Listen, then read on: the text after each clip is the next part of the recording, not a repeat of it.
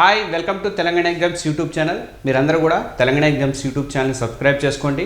ఈ వీడియోని మీకు నచ్చితే మీరందరూ కూడా లైక్ చేయండి కంపల్సరీగా. ఎక్కువ మంది లైక్ చేస్తే యూట్యూబ్ వాళ్ళు కూడా ఎక్కువ మందికి సిఫార్సు చేయడానికి అవకాశం అనేది ఉంటుంది. మీకు కరెంట్ అఫైర్స్లో భాగంగా కరెంట్ అఫైర్స్ ఇస్తానని చెప్పాను, ప్రతిరోజు వీడియోలు ఇస్తానని చెప్పాను. రాబోయే మొత్తం 27,000 పోస్టుల దాకా తెలంగాణలో భర్తీ కాబోతున్నాయి. అందుకోసం మీరు ప్రిపరేషన్ అనేది మొదలుపెట్టాలి. చాలామంది పుస్తకాలు పక్కన పడేశారు. ఈ పుస్తకాలన్నింటినీ కూడా మళ్ళీ తీసి స్టార్ట్ చేయండి. అలా పక్కన పడేయద్దు. ఇంకప్పటి నుంచి వీడియోలు రెగ్యులర్గా ఫాలో అవ్వండి. మన తెలంగాణ ఎగ్జామ్స్లో మీరు ఇంకెవరైనా సబ్స్క్రైబ్ చేసుకోకపోతే సబ్స్క్రైబ్ చేసుకోండి. ప్లస్ ఈ సబ్స్క్రిప్ట్స్ బటన్ వీడియో దీంట్లో కింద డిస్క్రిప్షన్లో ఉంటుంది. ఇది మీ ఫ్రెండ్స్కి, మీ రిలేటివ్స్కి, ఇట్లా కాంపిటేటివ్ ఎగ్జామ్స్ ప్రిపేర్ అయ్యే వాళ్ళందరికీ కూడా షేర్ చేయండి. మీరు రెగ్యులర్గా తెలంగాణ ఎగ్జామ్స్ వెబ్సైట్ అను, తర్వాత exam centre 247 exams website exam centre 247 ఈ వెబ్సైట్లో మనకి ఏంటంటే ఇంగ్లీష్ మీడియంకి సంబంధించి చాలా మంచి ఐటమ్స్ ఇస్తున్నానండి. మనకి జాబు దానికి ఒకటే కాకుండా జేఈ కానీ, లేకపోతే అట్లా నీట్ కానీ, అట్లా ప్రతి దానికి అంటే పొద్దున్నే లేచి ఎట్లా ప్రిపరేషన్ అవ్వాలి, టెక్నిక్స్ కానీ ఇట్లాంటివన్నీ ఇస్తున్నాను. ఐటమ్స్ ఆర్టికల్స్ వస్తున్నాయి కాబట్టి మీరు కంపల్సరీగా ప్రతిరోజు కూడా ఎగ్జామ్ సెంటర్ 247 అనే వెబ్సైట్ని ఎంతమంది సబ్స్క్రైబర్స్ ఉన్నారో అంతమంది కూడా మన ఛానల్ సబ్స్క్రైబర్స్ అందరూ కూడా చూడండి కంపల్సరీగా. దానికి వీడియో డిస్క్రిప్షన్లో నేను వెబ్సైట్ లింక్ కూడా పెడతాను. సరే, ఈరోజు మనము కరెంట్ అఫైర్స్లో భాగంగా నేను వీడియోలు ఇస్తానని చెప్పాను. అందులో భాగంగా ఒక వీడియో ఇస్తున్నాను. ఈ రోజుతో పాటుగా నిన్నటివి కూడా కలిపి ఇంపార్టెంట్ అన్నీ చేస్తున్నాను. ప్రతి వారంలో కూడా ఆ వారంలో వచ్చినటువంటి కరెంట్ అఫైర్స్ అన్ని పేపర్ కటింగ్స్ చేసి అందులోంచి మేము టెస్టులు తయారు చేసి టెస్టులు ఇస్తుంటాం. మీకు అందరికీ తెలుసు, తెలంగాణ ఎగ్జామ్స్ ప్లస్ యాప్లో కూడా ఈ టెస్టులు వస్తాయి. ప్లస్ దాంతోపాటుగా వీడియోలు కూడా మీకు అందించే ప్రయత్నం అనేది చేస్తున్నాను నేను. ఇది ఇవాళంతా డేటు 22వ తారీఖు మే 22వ తారీఖున ఇవాళ అమృత్ భారత్ రైల్వే స్టేషన్లు అనేవి 103 మన భారతదేశ వ్యాప్తంగా కూడా ప్రారంభమైనవి. వర్చువల్గా ప్రారంభిస్తున్నాడు ప్రధాని నరేంద్ర మోడీ. తెలంగాణలో వరంగల్, కరీంనగర్ ఉంటే బేగంపేట 3 ఉన్నాయి. వరంగల్, కరీంనగర్, బేగంపేట అత్యాధునికరించినటువంటి అమృత్ భారత్ రైల్వే స్టేషన్లు అనేవి ఇవాళ స్టార్ట్ అయినాయి. ఇక మన ఏపీలోకి వచ్చేసరికి సూళ్ళూరుపేట స్టేషను స్టార్ట్ అయింది. ఇక్కడేమో బేగంపేట కూడా స్టార్ట్ అయింది. అంతర్జాతీయ స్థాయి ప్రమాణాలు, తర్వాత అత్యాధునిక సదుపాయాలతో వివిధ రాష్ట్రాల్లో అభివృద్ధి చేసినటువంటి 103 అమృత్ భారత్ రైల్వే స్టేషన్లను ప్రధాని నరేంద్ర మోడీ వర్చువల్గా ఆల్రెడీ ప్రారంభించారన్నమాట. ఇది తెలంగాణకు వచ్చేసరికి బేగంపేట, కరీంనగర్, వరంగల్తో పాటు ఆంధ్రప్రదేశ్లో సూళ్ళూరుపేట పోలీస్ స్టేషన్ కూడా రైల్వే స్టేషన్ కూడా ఇందులో జాబితాలో ఉన్నాయి. బేగంపేట రైల్వే ప్రాజెక్టు కృష్ణుడి పాల్గొంటాడు. నేను ఇచ్చాను. ఈ 103 అమృత భారత్ రైల్వే స్టేషన్లో దక్షిణాది ఎన్ని ఉన్నాయి అంటే 21 మాత్రమే దక్షిణాదికి సంబంధించి ఉన్నాయి. మొత్తం 103 అమృత్ భారత్ రైల్వే స్టేషన్లలో ఇది మే 22న ప్రారంభమైనవి. ప్రధాని నరేంద్ర మోడీ వర్చువల్గా ప్రారంభించారు. ఇందులో 21 దక్షిణాదికి సంబంధించినవి ఉన్నాయి. ఇందులో 9 తమిళనాడులో ఉన్నాయన్నమాట. ఈ 21లో కూడా తమిళనాడులో 9 ఉన్నాయి, తెలంగాణలో 3 ఉన్నాయి, ఏపీలో 1 ఉంది, కేరళలో 2, కర్ణాటకలో 5, పుదుచ్చేరిలో 1 స్టేషను ఉంది. మొత్తం 78 రైల్వే స్టేషన్లు ఉత్తరాదిన ఉన్నాయన్నమాట. 103లో 78 రైల్వే స్టేషన్లు ఉత్తరాది రాష్ట్రాల్లోనే అమృత్ భారత్ రైల్వే స్టేషన్లు అనేవి ప్రారంభమైనవి. వీటిలో అత్యధికంగా యూపీలో 19 ఉన్నాయి, గుజరాత్లో 18, మహారాష్ట్రలో 15, రాజస్థాన్లో 8, మధ్యప్రదేశ్లో 6, ఛత్తీస్గఢ్లో 5 చొప్పున ఇవి ఉన్నాయన్నమాట. పశ్చిమ బెంగాల్లో ఇంకా 3, అస్సాంలో 1 రైల్వే స్టేషన్ అనేది అమృత్ భారత్ రైల్వే స్టేషన్లు అత్యాధునికమైనటువంటి సౌకర్యాలతో అవి ఏర్పాటు చేశారు. నెక్స్ట్ చూద్దాం. మళ్ళీ ఇదేంటిదంటే ఇది అంతర్జాతీయంగా బుక్కర్ పురస్కారం అనేది ఈసారి మన దేశానికి దక్కింది. కన్నడ రచయిత అయినటువంటి బాను ముస్టాక్ అనే ఆమెకి దక్కిందనమాట. దక్షిణ భారతదేశ బాలికలు, మహిళల ఆవేదన పోరాటాలను వివరించినటువంటి కథల సంఖ్యలను హార్ట్ ల్యాంప్ అనే ఆంగ్ల అనువాదానికి ఇంగ్లీష్ అనువాదమైనటువంటి బుక్కి ప్రతిష్టాత్మకమైన బుక్కర్ ప్రైజ్ అనేది లభించింది.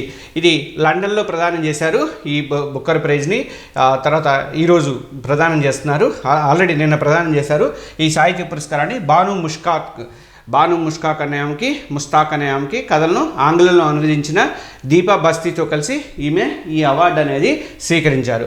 ఈ పురస్కారం కింద ఎంత వస్తాయి బుక్కర్ ప్రైజ్ కింద అంటే 57.55 లక్షల నగదు బహుమతి అనేది వస్తుంది. బుక్కర్ ప్రైజ్ కింద ఎంత అమౌంట్ ఇస్తారు అన్నప్పుడు మీకు తెలుసుకోవాల్సింది ఏంటంటే మన లెక్కల ప్రకారం 57.55 లక్షల రూపాయల నగదు బహుమతి అనేది వస్తుంది. వీళ్ళిద్దరు కలిసి పంచుకుంటారు. ఎవరెవరు ఇది రాసినట్టు అంటామా ఆంగ్లంలోకి అనువదించినటువంటి దీపా బస్తీ, తర్వాత అసలు రాసినటువంటి హార్ట్ ల్యాంప్ అనే పుస్తకం ఇది మొత్తము ఈమెకి బాను ముస్తాకి వీళ్ళిద్దరికీ కలిసి పంచుకుంటారు అనమాట.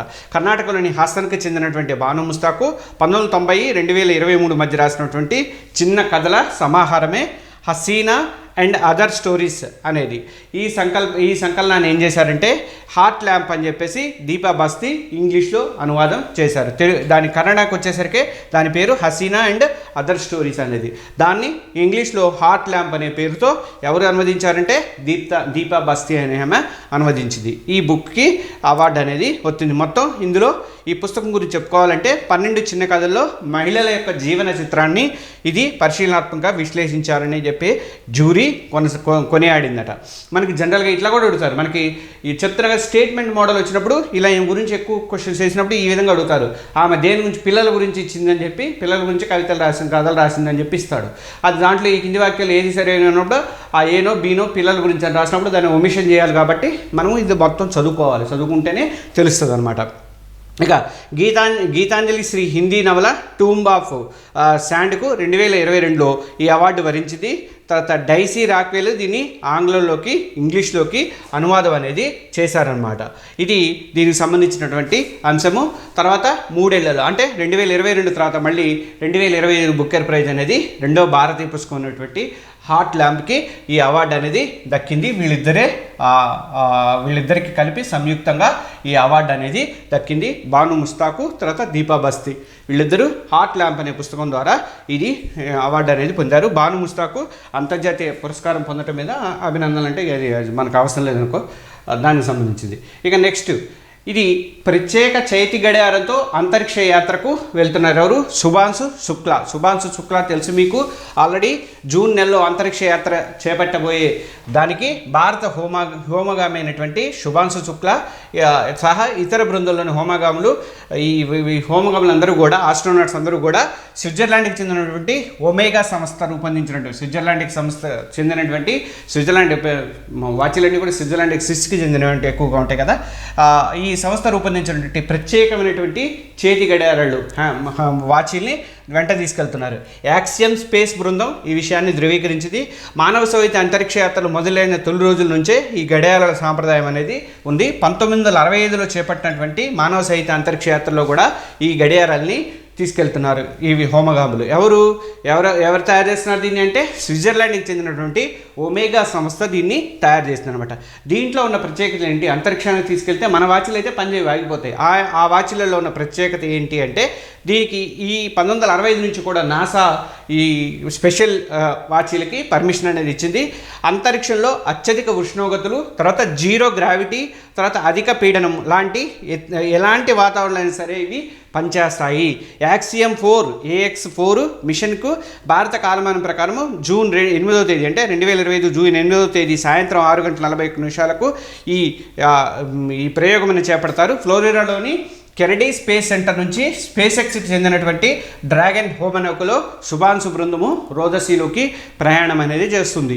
ఈ శుక్లాతో పాటు పెగ్గీ విట్సన్ అమెరికాకి చెందిన అతను, తర్వాత స్లోవోజ్ ఉజ్నాస్కీ అనే అతను పోలాండ్ అతను, తర్వాత ఇంకా టిబర్ కపు హంగరీకి చెందినటువంటి వీళ్ళు నలుగురు కూడా వెళ్తారన్నమాట. వీరు 2 వారాల పాటు ఐసిస్లో ఉండి పరిశోధనలు అనేవి చేస్తారు.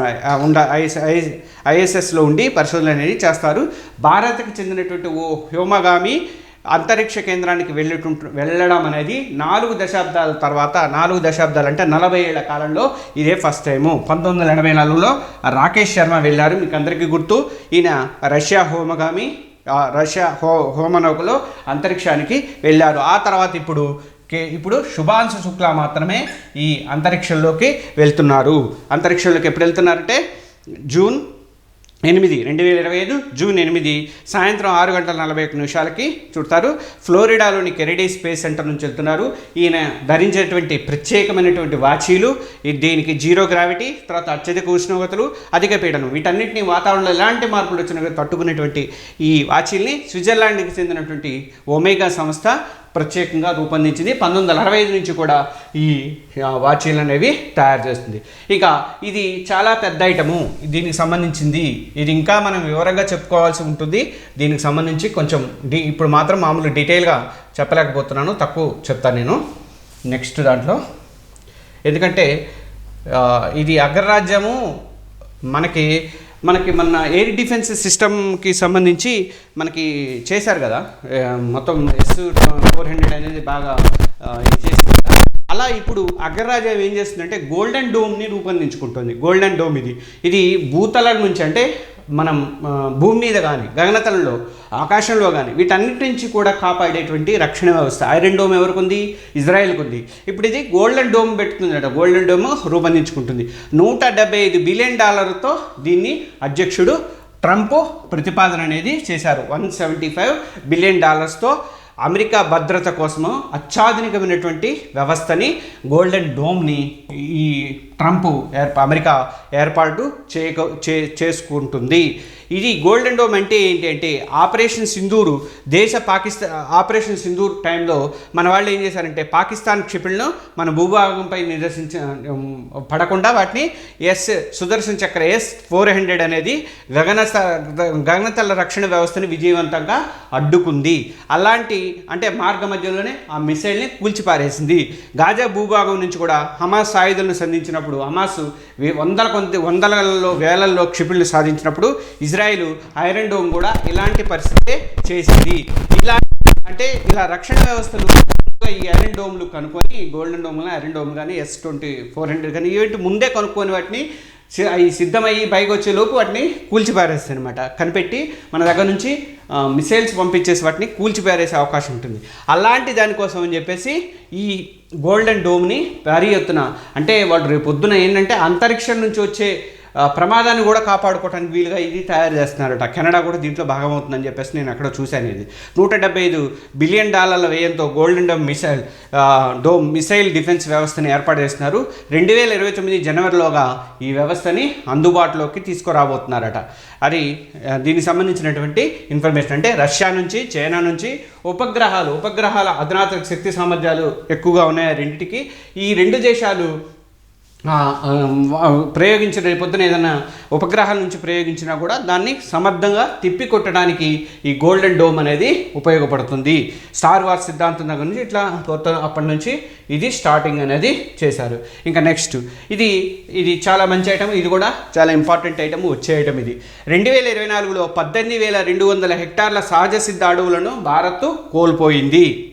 భారతదేశము 2024లో జీవ వైవిధ్యానికి ఆలవాలమైనటువంటి 18,200 హెక్టార్ల ప్రాథమిక అడవులు, అంటే సహజ సిద్ధంగా విత్తనాల వ్యాప్తి ద్వారా పెరిగినటువంటి ఆ అడవిని కోల్పోయింది. ఎవరు? మన భారతదేశము 2024లో 18,200 హెక్టార్ల భూమిని కోల్పోయింది. గ్లోబల్ ఫారెస్ట్ వాచ్ తర్వాత యూనివర్సిటీ ఆఫ్ మేరీల్యాండ్ అందించినటువంటి నివేదిక ప్రకారము ఇది తెలిసిందనమాట. ఈ సమాచారం ప్రకారం 2002 నుంచి 2024 వరకు దేశంలో 3,48,000 హెక్టార్ల తేమతో కూడినటువంటి ప్రాథమిక అడవుల్ని కోల్పోయింది. జీవ వైవిధ్యం కింద ఇది క్వశ్చన్స్ వచ్చే అవకాశాలు ఉంటాయి. 2023లో దేశం కోల్పోయిన ప్రాథమిక అడవుల విస్తీర్ణం ఎంత అంటే 17,700 హెక్టార్లు. అలాగే 2022లో 16,900, 2021లో 18,300 హెక్టార్ల చొప్పున తేమతో కూడినటువంటి ప్రాథమిక అడవుల్ని మనము కోల్పోయాము.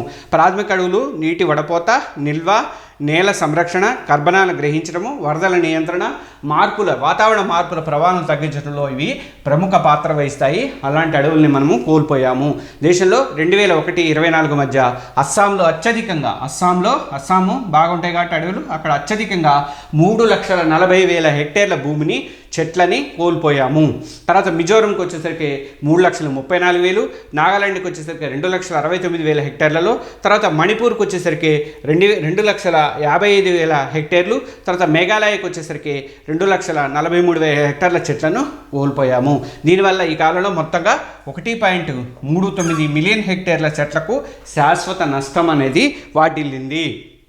ఐక్యరాజ్యసమితి ఆహార వ్యవసాయ సంస్థ ఇన్ఫర్మేషన్ ప్రకారము 2015-20 మధ్య నాటికి భారత్ ప్రపంచంలోని అత్యధిక అటవీ నిర్మూలన రేటును కలిగి ఉన్న దేశాల్లో 2వ స్థానంలో నిలిచింది. దేశంలో సంవత్సరానికి 6,68,000 హెక్టార్ల అడవిని కోల్పోతుందని చెప్పేసి ఈ ఐక్యరాజ్యసమితి నివేదికలు చెబుతున్నాయి.